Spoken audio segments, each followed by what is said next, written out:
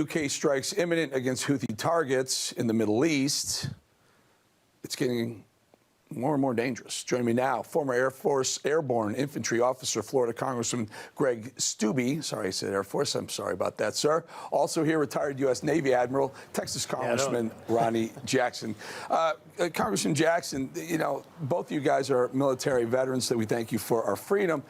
Getting scarier and scarier in the Middle East, and you got to point at one direction. It's only the weakness in the White House that's causing this. About right, sir?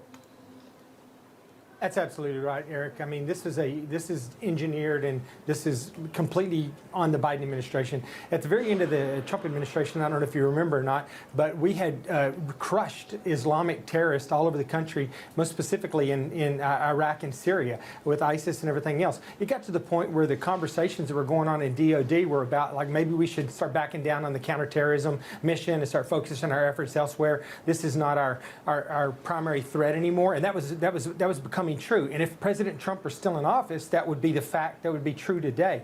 But what happened whenever Biden came in? As soon as Biden came in, the first thing he did was started catering to the Iranians. He started trying to get back into the failed Iranian nuclear deal. He started dumping tons of money in there. You know, he just recently gave them $6 billion for hostage exchange. He never enforced the sanctions that we had on oil, and ended up giving them $40 billion plus for that. All of that money was dumped into what's going on right now. It's financed everything that's happening right now, whether it's in the Red Sea or whether it's in Gaza or in Iran or in Iraq or Syria or anywhere else. All the stuff that's going on around the world right now that's a threat to our troops and a threat to our country right now has been manufactured by the Biden administration and financed by the Biden administration. It's fully on Joe Biden.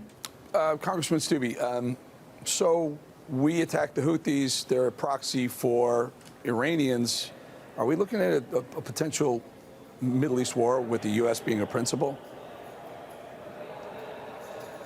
Well, I don't think we'll be a principal because we have weak leadership. Like what Ronnie was saying, if we had strong leadership, none of these attacks would even be happening. We have 100 of our service members in Iraq and Syria that have been attacked. 66 of them were injured. What's been the response from the White House of our service members being attacked?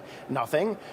They know that they can get away with these attacks. And just like Ronnie was saying, our tax dollars are funding some of this activity. Right before Hamas attacked Israel, it was like $300 million that this administration gave to Hamas, and suddenly they're attacking Israel.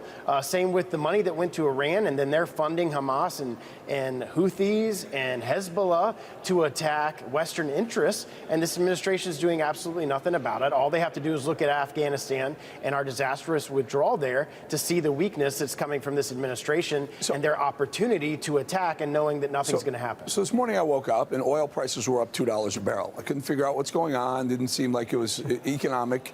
And sure enough, the Iranians took an oil tanker in the Middle East, near the Strait of Hormuz.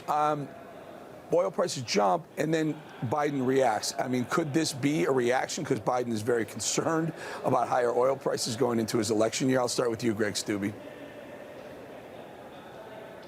Well, I hope there's some reaction. I hope that this administration actually is going to stand for our troops in the region, actually stand with Israel instead of withdrawing from the area, and stand against these attacks. We should be being on the offense, and if we were on the offense, like Ronnie was talking about that happened during the Trump administration against terrorism, you wouldn't be having these attacks because they know that we would stand against them. So having a strong White House and a strong military is very important to our world stage aspect and our ability to defend and counter some of these attacks. Congressman Greg Steube, Congressman Ronnie Jackson, I hear you're going to Iowa for Trump. Thank you both so much for your time tonight, folks.